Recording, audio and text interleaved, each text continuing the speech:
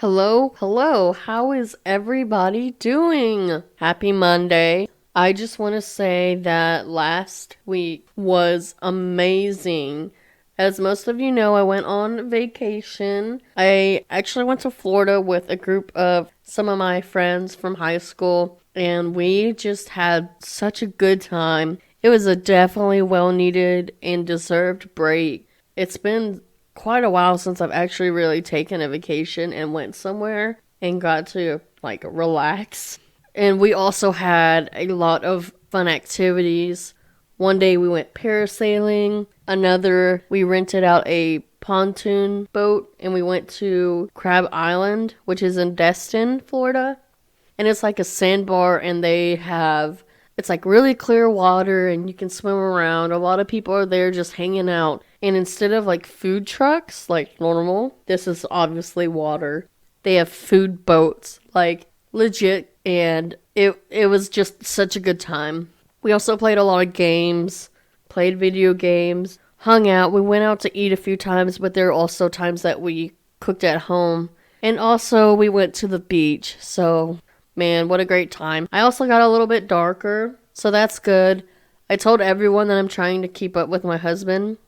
He's Hispanic, for those who don't know, so I don't think I'll ever achieve that, but I'm a little bit closer to his skin tone than where I was before I went on this trip, so that's pretty funny. So what else is new? I have some cool updates for you guys that are completely unrelated to the podcast, but are completely relevant to me and my life. So, of course, you know that I went on vacation because it was a break in between my summer semester and my fall semester. And while I was on vacation, I got my grades back. And I found out that I got all A's and a 4.0 GPA for the semester. So that is super exciting. I'm really proud of myself, and that means I'll be on both the chancellor's list and the dean's list. For me, I take pride in my studies and my work and everything that I do. You know, with my goal of wanting to be a mental health counselor, I have to go to graduate school once I graduate with my bachelor's. So I'm trying to get the best grades possible so that I can have a higher chance of getting accepted into my master's program. Other than that, Wednesday is my husband and I's 3rd anniversary. So that is really exciting. Kind of sucks that it's in the middle of the week, but we will find a way to celebrate as always. I also start the fall semester today. I'm taking 5 classes, so please pray for me if that's your thing. I'm keeping super busy, y'all, but that's kind of how I like things. But today we're going to get a little bit more serious. I kind of wasn't sure about what I wanted to talk about for this episode, and I asked for some suggestions and ideas, and I figured here we are on episode 6. I'm starting to get a little bit of a following, and so I'm going to share a little bit more about me in this episode, because today we're going to go over mood disorders. Ooh. I'm your host, Katie Gonzalez, and you're listening to What the Psychology.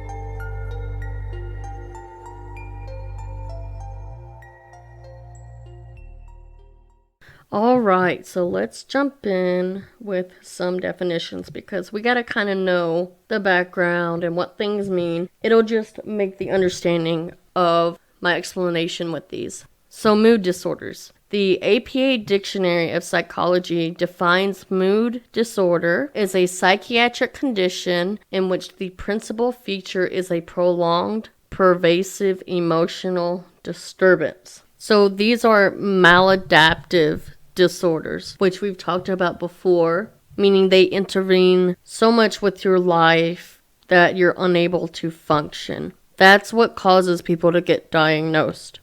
The most common types of mood disorders that most of us recognize is depression and bipolar disorder. Now, these are kind of like an umbrella that have others underneath them that fall into their category. Kind of like how in episode 1 we talked about phobias and how it's under the umbrella of anxiety disorders.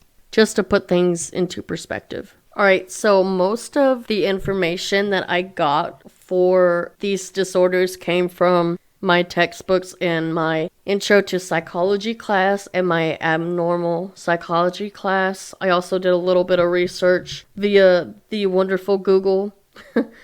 I also dug into the DSM-5 a little bit, and that is pretty much a diagnostic manual for professional psychologists to be able to properly diagnose people with mental disorders.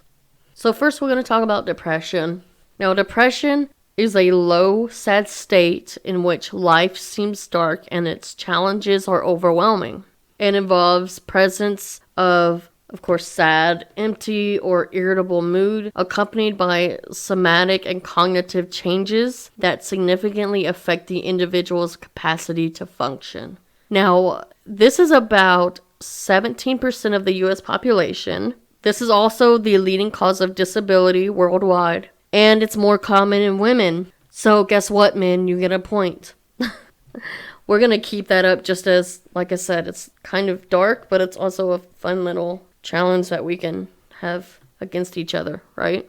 Unipolar depression, it's pretty much like normal depression. It kind of separates from bipolar, and we'll dive into that later, and you will probably better understand it then if you don't know much about either disorder. So unipolar depression has no history of mania, but you return to normal or nearly normal mood when the depression lifts. Now that is different in bipolar. With bipolar, they usually have depression, and then instead of returning to normal, they have a manic episode or described as mania. Now depressive symptoms, there's motivational, so they have a loss of desire to pursue usual activities. So there's a lack of drive, spontaneity, and initiative. Behavioral, they are less active, less productive. Cognitive, negative self-esteem, some pessimism, perform less when it comes to memory, attention, and reasoning. And then physical symptoms is their sleep and appetite can be affected. So when it comes to depression, most people, they suffer from multiple disorders, especially if they struggle with sleep as a physical symptom. So they may have some sort of insomnia along with their depression. They may also have anxiety along with depression. It really just depends on the person. All right, so the first type of depression, it's called major depressive disorder. Now, this is characterized by persistent sadness and other symptoms. There is major and severe symptoms for at least 2 weeks or more. They have prolonged and persistent periods of extreme sadness. Their emotions can consist of sad, hopelessness, guilt, irritability, anxiety, emptiness, loss of interest in things once enjoyed. They may have thoughts, so maybe trouble concentrating and making decisions, or even suicidal thoughts and suicidal ideations. Physical, so like their appetite and weight changes, unexplained aches and pains, insomnia or sleeping too much, fatigue. So with major depressive disorder, they display at least 5 symptoms. And usually they do this by, if you ever go to like a clinic, especially something for mental health, they'll give you like an assessment and you pretty much rate yourself on, has your appetite changed? How have your emotions been? Have you had any trauma within the last month? How your interest in activities has been? How has your relationships been and social interactions? Those kind of things. So that's how they're able to assess and diagnose their patients. I'm going to talk about major depressive disorder. This is something that I have been diagnosed with by a psychologist and have received treatment for, so I will share my firsthand knowledge and experience of it. But for now, we'll move on to the other categories under the depression umbrella, and I will share my experiences later on in this episode. Alright, so now the next one is called persistent depressive disorder. This is mildly depressed mood in which you experience symptoms of depression most days for at least 2 years. So it's a long-term chronic form of depression. and it displays at least two symptoms that I talked about earlier, but some of those can also consist of feeling helpless, poor self-esteem, reduced energy levels, sleeping problems, appetite problems. These are all types of things that consist in depression. The next one is depression related to medical illness. So this is a persistent depressed mood and a significant loss of pleasure in most or all activities that's directly related to the physical effects of another medical condition. So when I was first diagnosed with major depressive disorder, they asked a lot of questions about pain and injury and those type of things to see if it related. For me, I had plantar fasciitis, which is like a condition in your foot if you're very flat-footed, and it's like where the arch is, you get a lot of pain in your arch, and I've had to have 3 foot surgeries on my left foot for this condition. So when I was first diagnosed with depression, they asked me questions to see if it would relate to that at all, but they realized that it was a more severe and it wasn't just related to medical illness. It wasn't just a loss of pleasure in being able to like walk or be able to run or be able to do physical things involved in my foot hurting. It was deeper than that. So that's kind of how they distinguish between the different types of depression. The next one is depression induced by substance use or medication. This is depression symptoms that develop during or soon after substance use or withdrawal or after exposure to a medication. Our book didn't really go into much detail, but when it comes to substance use and medications, depending on the type of medications or the type of drugs that you're using, they can affect the brain. So they can affect the biological causes of these conditions, such as depression. And so that explains how it can be induced by substance use or medication. Now the next one is called postpartum depression. Now this is a mental disorder anytime from pregnancy to a year after baby's birth. So in addition to other depression symptoms, excessive crying, withdrawing from family, difficulty bonding with the new baby, and feelings that a bad mother may accompany this. Now, I know quite a few people that have unfortunately suffered with postpartum depression, and a lot of them have said, we glorify, and there's nothing bad about glorifying being a mother and having a baby and having that moment of being able to first lay eyes on your child and bond with them. But those that have had postpartum depression, some have a different experience.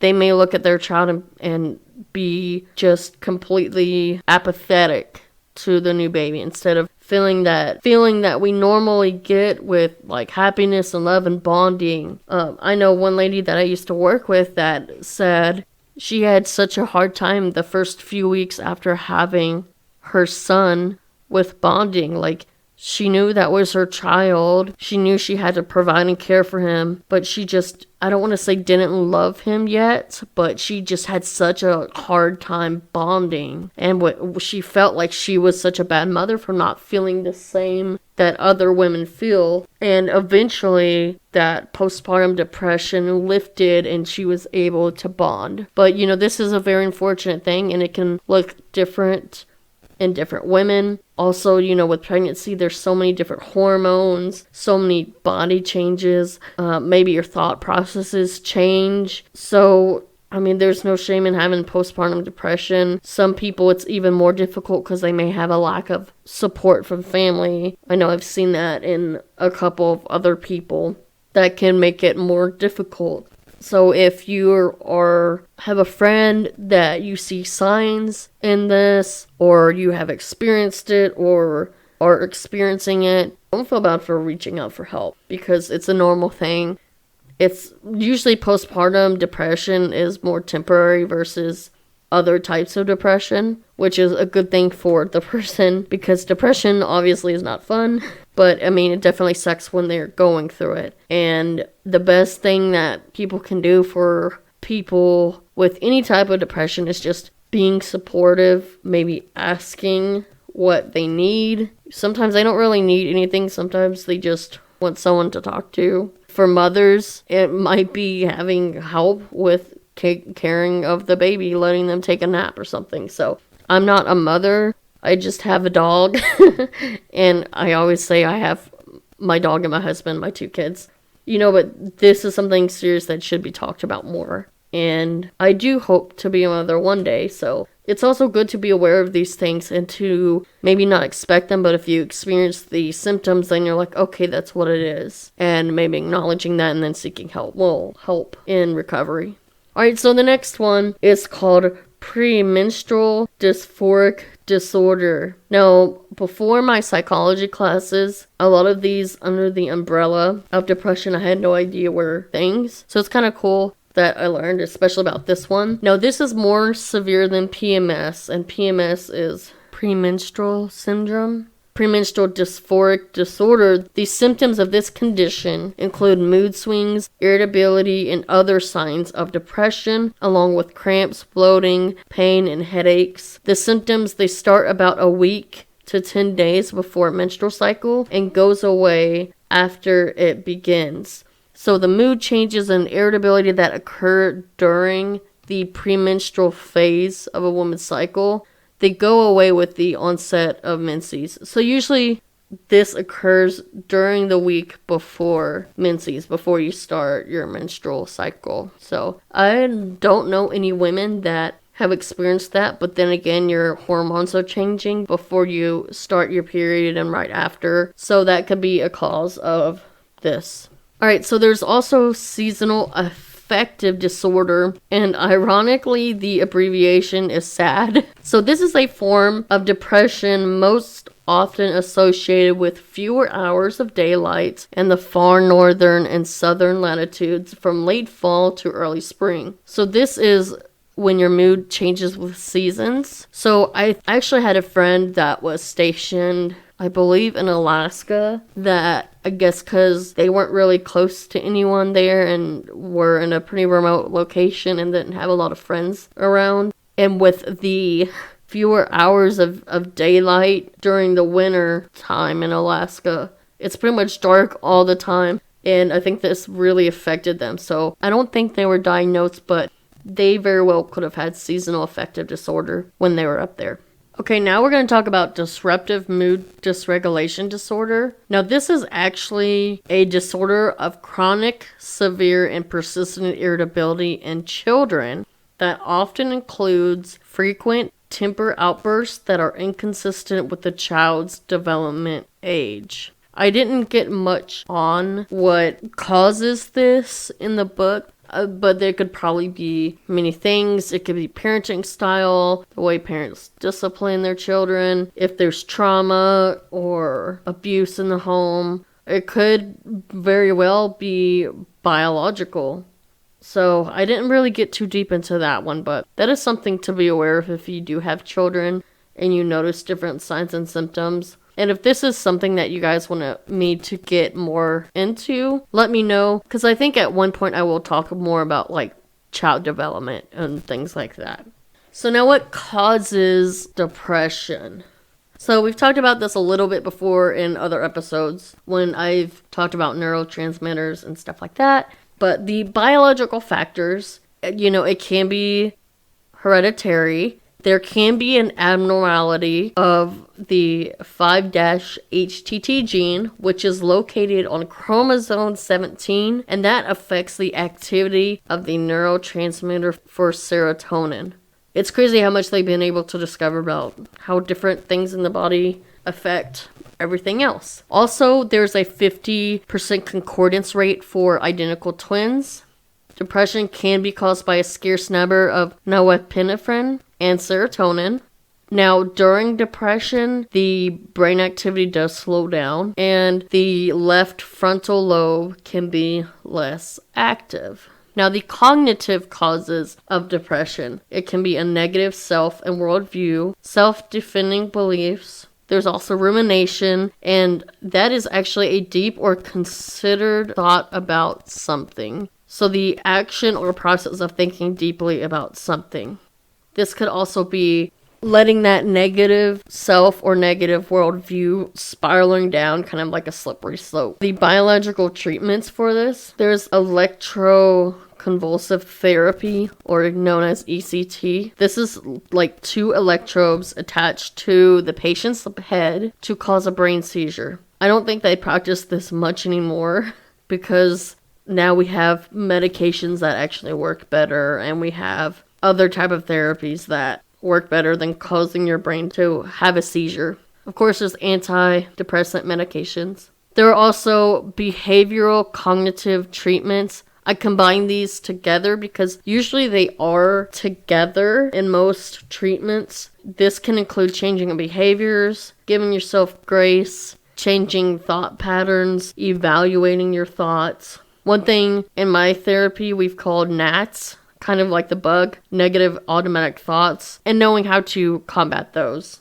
So now's the time where I'm going to kind of talk about my experience a little bit. I was diagnosed with major depressive disorder along with generalized anxiety disorder and insomnia when I was in the military. It was, I think it was a year before I actually separated, but I have been suffering for quite a while before that. While I was in the military, I had issues with leadership. There were times where I had really bad leadership that didn't really care, that they were just petty, and it's like you were constantly under a microscope. They were constantly looking for things that you did wrong, and it's like they didn't appreciate you or your efforts. Like, that's the kind of environment that I was in. And I don't know if that's what caused this. I honestly don't know. I think for me, I've probably had depression for a long time. I just didn't really realize it and know what it was. I thought it was just normal. But things started to get worse, where I started to have suicidal ideations and thoughts. And from there, I was lucky enough to get out of where I was.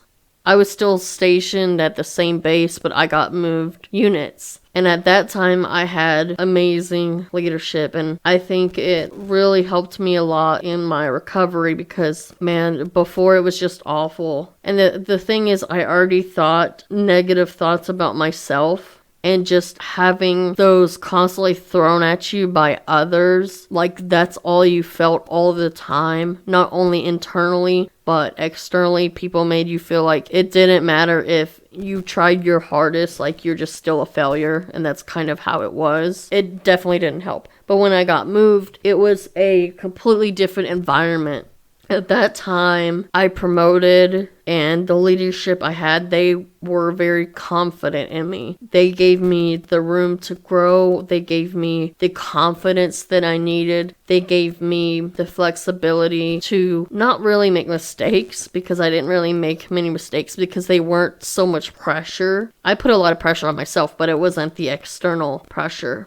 And I was just able to thrive in that environment. I was able to head start a lot of programs. I was able to really get into the role of my new position and make things better for the unit that I was in. And the leadership I had, they saw the good in me. They encouraged me. Even if I had like a setback or if I had some type of issue, they would always come at me, and it was just a different way than what I knew before, where it was more they would address the issue with me and kind of like see where I went from there and give me the room to grow, instead of just constantly harping on me and constantly making me feel horrible about myself. I eventually got to a point where at my job, I was happier. I was doing so much better. But my symptoms of depression were still there, and they came and went. And I was getting close to separation. I was at a time where things were changing. And I don't know, like my husband and I, we were kind of newly married, so we were figuring out the whole marriage thing. We did not live together before being married. There were a lot of things that we had to work out and figure out with each other and get into a better rhythm. And I just think that I constantly still had those negative thoughts. And it also didn't help that I did have surgery. After post-surgery, there were a lot of times where I couldn't do much activity. So I also gained a lot of weight. And that really just put even more of negative self-esteem. And then I would have people pointed out, which it's kind of a cultural thing. It's known for my family, but there would be people that are associated with my husband's family that would do that, or that they would make some slight comment or say something to my husband or say something to me. And honestly, it's just really rude. I don't know why people even do that, but I kind of think that that's a whole nother thing. That's a whole nother disorder, like narcissism or even sadism, where they like to see people hurt. But anyway, even though I was kind of in a better place, I knew I was still suffering and that I had to get help. And so at this point, I actually talked to my leadership and I let them know like what was going on with me. I didn't go into too much detail, but I let them know like, hey, I'm just not okay mentally and I'm going to seek help.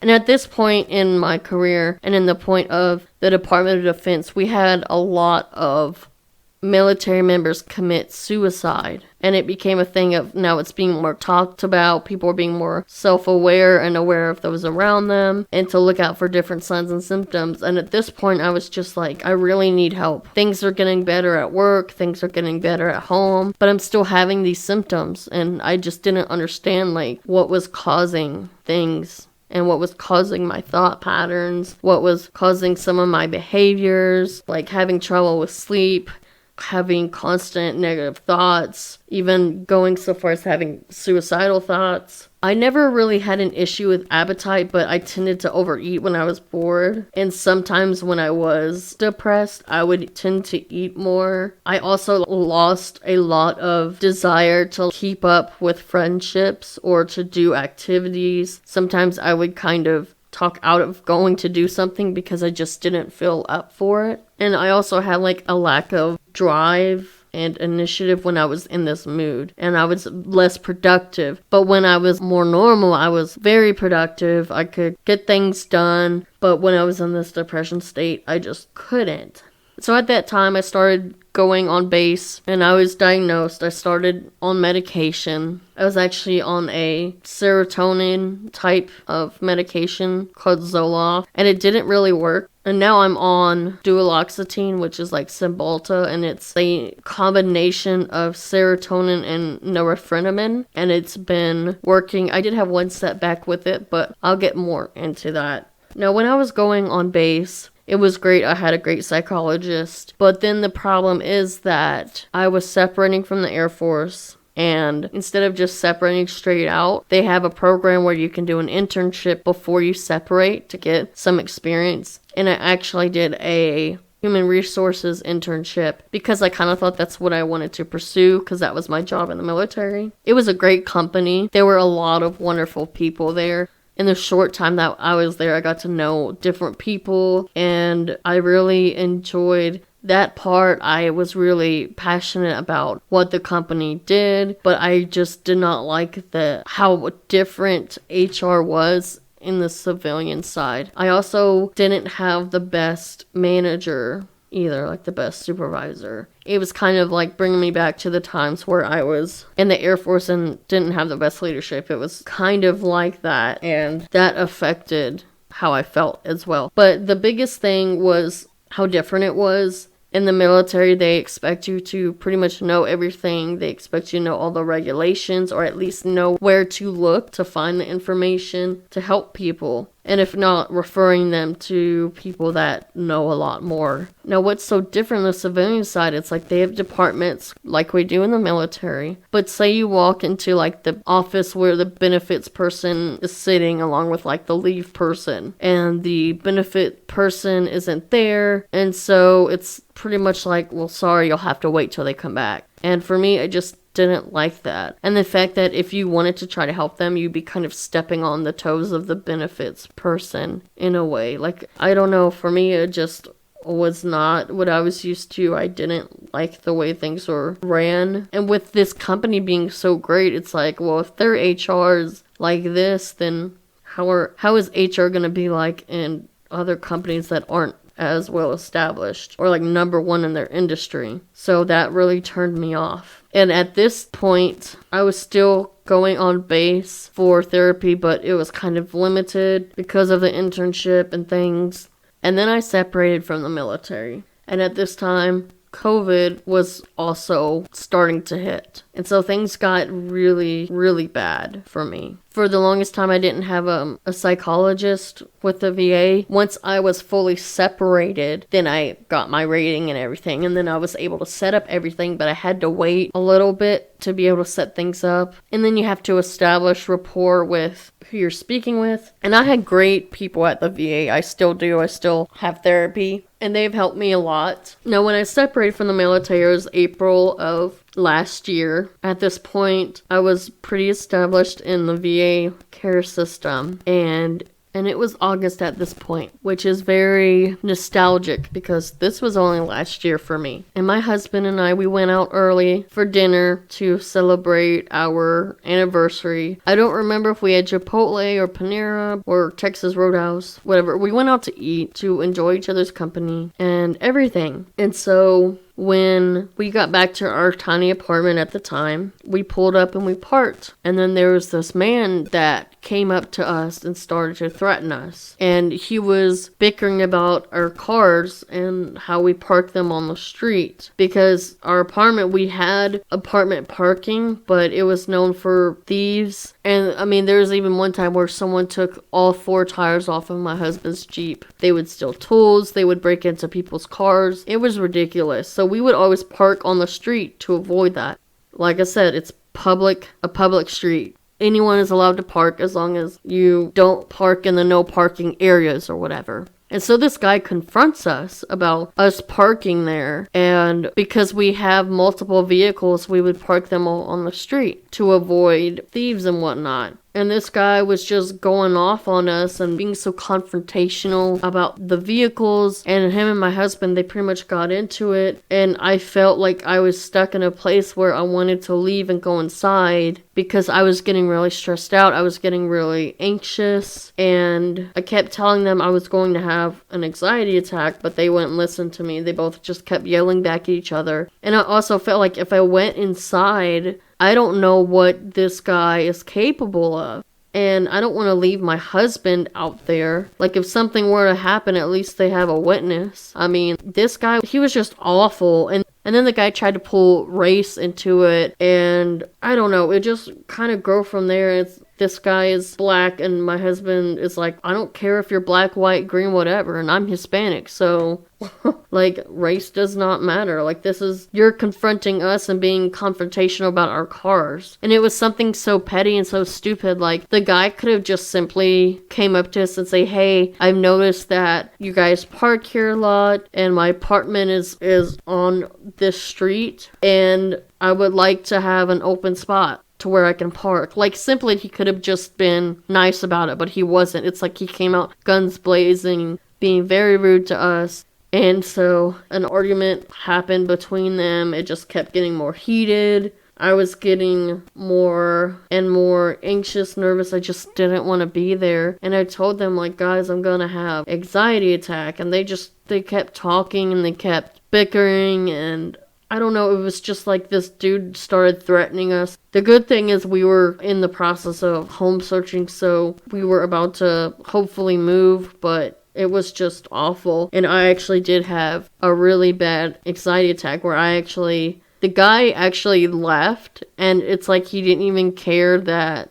I was having this issue. He just didn't give a crap. And I think at that time, my husband, he just didn't understand depression. I mean, honestly, I don't think he still understands. But he understands more now and he's more aware. But at this time, it was just I had anxiety disorder and the depression. And I had the anxiety attack and he wanted me to come inside and I literally just could not move. And we're going to talk about anxiety later on in another episode. But if you suffer with anxiety attacks or panic attacks, they're kind of the same but different. And I couldn't move because then the depression was taking over. I didn't want to move. I was just crying. I didn't understand the state of mind that I was in. And I sat outside for a long time. And then my husband brought out the chief editor, my dog Augie, to kind of comfort me. And then I finally made my way to the apartment and sat on the steps. And my husband came out and was like, come on, get inside. And he helped me get inside. And then we had an argument and it got really bad. it was just, I think he didn't understand my state of mind. Frankly, I didn't understand it either. And it's not like he was being insensitive. I think he just didn't understand what was going on with me. And so he's like, why are you acting like this? What's going on with you? And at that point, I kind of just wanted to be left alone or just wanted to be comforted. I didn't want to be confronted because that's what we were dealing with the whole night. And that's kind of how it was. And I don't even know at what point it was, but I remember just laying in our bed crying and crying and crying and crying and crying. And him coming in there like, you've been crying for like 2 hours. Something must be really wrong with what's going on. He just didn't know what to do at that point. And everything is kind of a blur. And I just remember telling him that I didn't want to be here anymore. And he's like, well, what do you mean? I don't want to be in this apartment either. I know it sucks. I know the people around here suck, but we're going to be out of here soon. And I was like, no, I don't want to be here. I don't want to be on Earth. I'm having these thoughts. And in the past, when I've had them, I've been able to control them. I've been able to stop them. I've been able to distract myself or talk to a friend or defer myself. And I was just in such a bad state of mind where I couldn't get out of that loop of thoughts and of thinking. And so at that point, my husband's like, okay, I'm taking you to the emergency room. And luckily, we lived really close to the VA. And because my husband wasn't really understanding what was going on with me, I took it as, well, he must not love me. He must not want to be with me because of like what's going on with me and how I'm thinking. And it was just a spiral of what I was thinking at the time, which were completely not correct. And so I remember when we arrived at the VA, at the emergency room, I was just crying. I could barely talk. The woman was like, what the heck, like, is going on? And I told her, like, I'm having an anxiety attack. I don't know what to do. This has lasted for, an hour. I just can't. And so they finally took me back, and it was just kind of awful at first.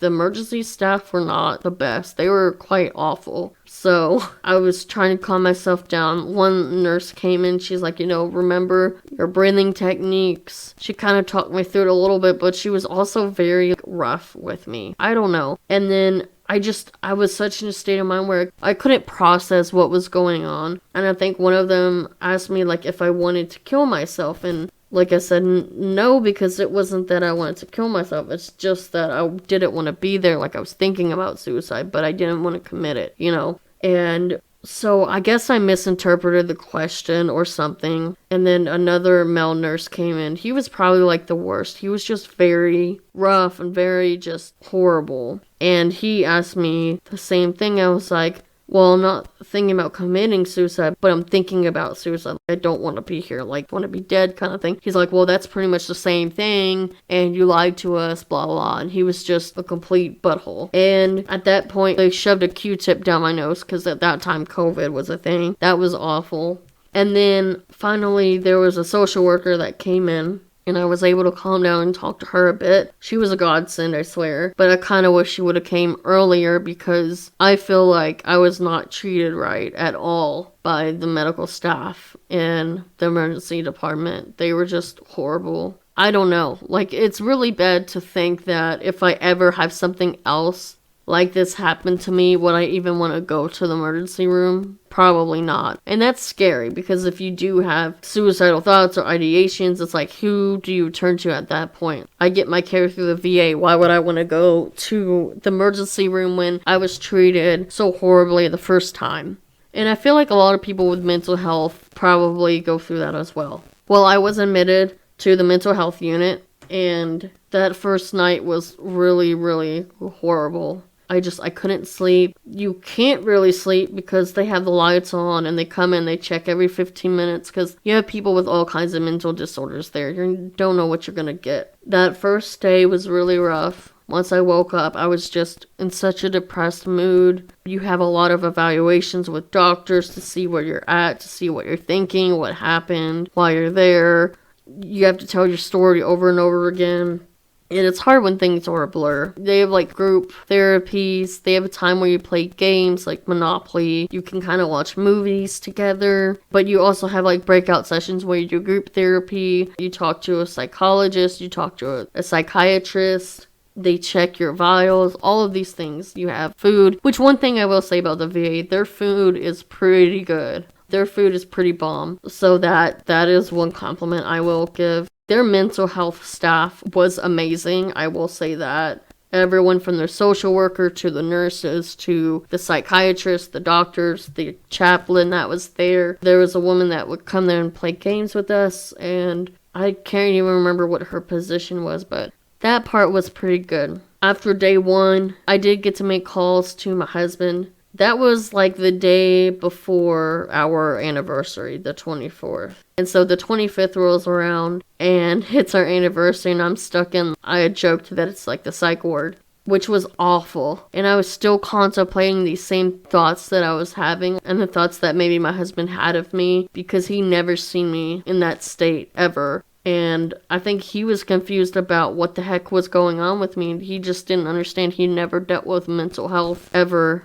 So it was really rough, but on our anniversary, he did come and visit. We had a good 30 minutes to just kind of sit and talk things through. And he reassured me that things were going to be okay. He's there for me. He's going to try to understand what all of this is about. And even, I think the doctors actually, or nurses, talked to him as well about my conditions and tried to help him understand a little bit more, because I don't think he understood how severe I was suffering and how deep my conditions went. I think that really helped too, because once I got out, we were able to talk more. He was able to protect me more from, I guess, myself and my thoughts, and reassuring me of how he felt about me. And he was able to keep me safe and kind of keep his eye out for how I was. Now, the first day I did get out, he did come get me. We spent a little time together, but he did have to go to work. And I was not ready to be alone yet. So I actually called a friend who is still a chaplain at my base. And shout out to them. Him and his wife, they were the first people that knew about what happened, because I was just very ashamed of it. For the longest time, I was very ashamed of my mental health and everything. And they were the first people I called that knew about it besides my husband, because I knew they would understand. They've always been amazing, the chaplain and his wife, his family. And so I went over to their house and just kind of hung out with them and their kids. And then we actually went to a Bible study right after, and it just really helped me. And I was able to go home that night and be alone and be perfectly safe and be perfectly content in my thoughts and everything. And I thank God for them, because it was an incredible rescue that I kind of needed. And it's something so small, but they didn't even have to ask me questions or judge me. They were just kind of like, you can talk if you want to talk. You don't have to, but you're here, and that's all that matters. So for the longest time, I was ashamed of my mental health and the things I was going through. And after that happened, they upped my dosage and medication, and honestly, that significantly helped. And I was in therapy more often, and a lot of the tools that they gave me just helped me so much. And I have an incredible team at the VA that I talk to. So yeah, it's been a long process, and I've had to learn to give myself grace on the days where I am depressed and I don't want to do anything and I just want to sit in front of the TV, or I'm just not motivated. I've learned to give myself grace and give myself that day, and then the next day be like, okay, whether you're feeling depressed or not, you need to get up and move around. You need to start doing some homework, even if it's just a little bit here and there, to kind of get my feet back into it. I've had to learn to look at myself differently. I've had to evaluate my own thinking patterns. There's a lot of work that goes into it when you have mental health issue. They make it out to where it's so easy, just do some therapy and take some meds and it's good. I mean, the meds help, but depending on the cause, you have to work on the cognitive and the behavioral stuff as well. And for me, I couldn't do the behavior and cognitive stuff because I was so stuck and depressed all the time. And so the meds kind of helped me get out of that rut and be able to start changing my thinking and changing my behaviors, and to be more motivated and to really take charge of my treatment, my recovery, and my life. So ever since then, things have been pretty good. I still have my ups and downs. I still have my episodes. I've never been in that bad of a state. I used to have depression almost every single day, and it was a real struggle. And then once I really started to take charge, get on the new meds, get into therapy, and get more involved, then I only had depressive symptoms 2 days a week instead of 4 or 5. And now it's to where I may have it once a week or every other week, or sometimes it might be a few days a week, and then I'll go a couple weeks being perfectly fine. But pretty much it's not as constant as it used to be. And I think it's from giving myself grace, taking charge of things, changing some of my behaviors, trying to evaluate and change some of my thought patterns. But it is hard. It's a lot of work. And if you don't tackle it, it can get to that slippery slope of you wind up in the psych ward. What I'm trying to say is, don't be ashamed of getting help. Don't be ashamed of acknowledging that you have a problem, because there's nothing wrong with that. A lot of people try to make us feel weak for, oh, you have a mental disorder, or you have things wrong with you, blah, blah, blah. But honestly, especially if you have a mental disorder, I feel like it's 2 times even harder to get help, to ask for help. It just is, because depending on your symptoms, you may be unmotivated. You may be laying in bed where you don't want to move. You may have no energy. But sometimes we don't even acknowledge what's wrong with us. And sometimes we have people around us that see things and they just let it happen, or they just don't care enough to really say something. But don't be ashamed. Get help if you need help. And don't feel like it's a weakness. Really, it's honestly a strength to ask for help, because you're putting yourself in the position of being in need, and that's really hard to do. Because us as humans, we typically want to feel like we're strong, like people need us, like we can take care of things. But when you're in the position of asking for help and acknowledging that you need help, that takes Superman to do that. Alright, so my story, I'm not as ashamed as I used to be, and so you shouldn't be either. I know it can be hard at first, and it may not be the same for you, but for me, being able to share my story and possibly give hope to others and maybe be an example that people can overcome or at least manage their symptoms, that's the ultimate goal. And to help with the stigma on mental health. So, that's my life goals. Okie dokie. So now we're going to talk about bipolar disorder. Give you a little, I guess, a slight lift up or more information versus listening to your favorite podcaster talk about their own struggles. Now, bipolar disorder and depression are different in a way. Bipolar disorder, they have depressive episodes with any of the depression signs that usually alternate with manic or hypomaniac symptoms. And this is also called manic depression or bipolar affective disorder. And like I said, it's depression that includes alternate times of depression and mania. So, aka like hopelessness and lethargy of depression, and maybe an overly excited state of mania. So they show both signs of depression and manic. And a full manic episode, it's at least a week long. Now, I keep saying manic and mania, and maybe some of you are like, what is that? And I'm going to explain it. So, mania, it's like a state of euphoria, or at least frenzied energy in which an exaggerated belief that the world is theirs for the taking. So they can be hyperactive, widely optimistic, in which they make dangerously poor judgment. That can be a common thing. Some manic symptoms do include their emotions, so they could be upbeat, wired, expansive, euphoric. Their thoughts could be grandiose or racing thoughts, distractibility, excessive self-confidence, lack of judgment, extreme risk-taking. And then physically, they could have increased energy or agitation, needing less sleep or food. Now, those with bipolar disorder, it is diagnosed for less than 1% of the U.S. population. Now, there are 3 different types that I have here. Now, bipolar 1 disorder, it's when they have full manic and major depressive episodes. So most experience an alternation of episodes, meaning 1 week. We'll just use a week as a standard, just because it's easier to measure. Say they'll have a full week of depressive episodes and depressive symptoms, and then the next week they'll be having manic symptoms, manic episodes.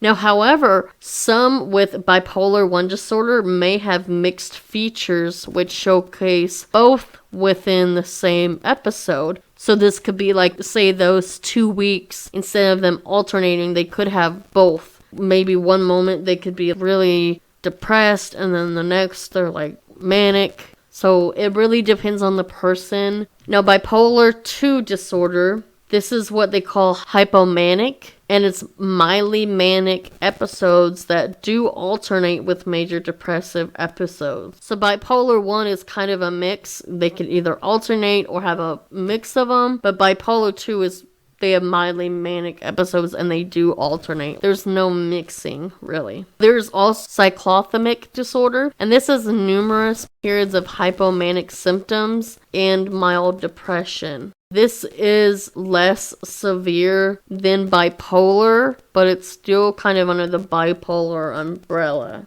So their symptoms are less severe, but they still have those periods, and it may not be a constant thing. But now, biological factors: overactivity of norepinephrine and or their ion activity. It could be hereditary. They could have a genetic predisposition.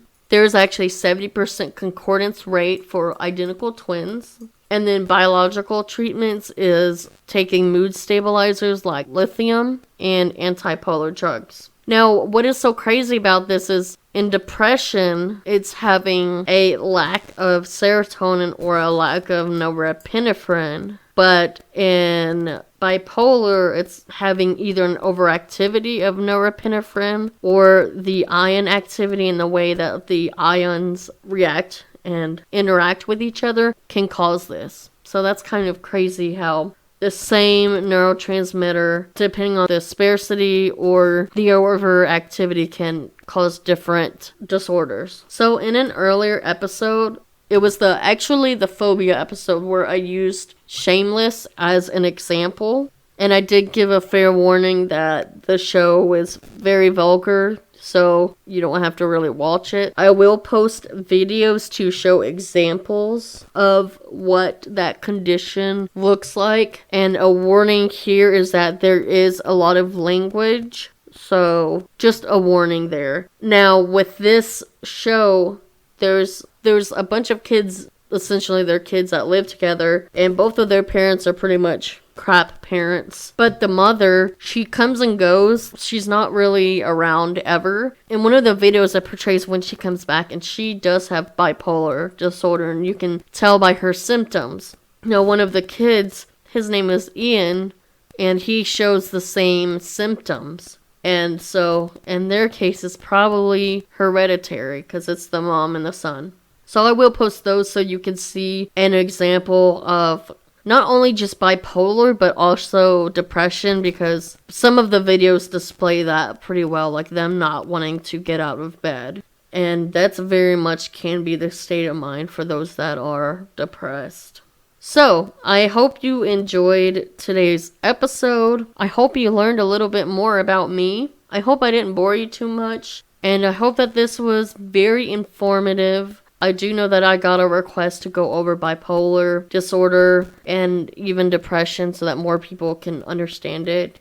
I was kind of waiting a little bit to get more comfortable with this whole podcast thing before I opened up more and shared my own story, but I felt like now is the good time to do it. Since I'm getting a lot of good feedback and I'm getting a lot of support, I feel more confident in sharing. So you're welcome, or you're not welcome if you didn't want to hear it, but you're still here listening, right? Don't forget that you can follow the Facebook page at WT Psychology. I actually now have a group also called What the Psychology that you can join. I am luckily getting some more interaction in there, so anyone that's part of the group, feel free to interact, feel free to post, Feel free to share if you'd like. Feel free to make suggestions. I finally got the stickers to come in. I got those ordered and they're in, so if anyone wants a sticker, please let me know. You can also email at wtpsychology@gmail.com. We're also on Instagram and Twitter, so feel free to give us a follow, a like, a share, spread the word. And I hope you guys have a wonderful week. I'm your host, Katie Gonzalez, and you've been listening to What the Psychology. Stay psyched, y'all.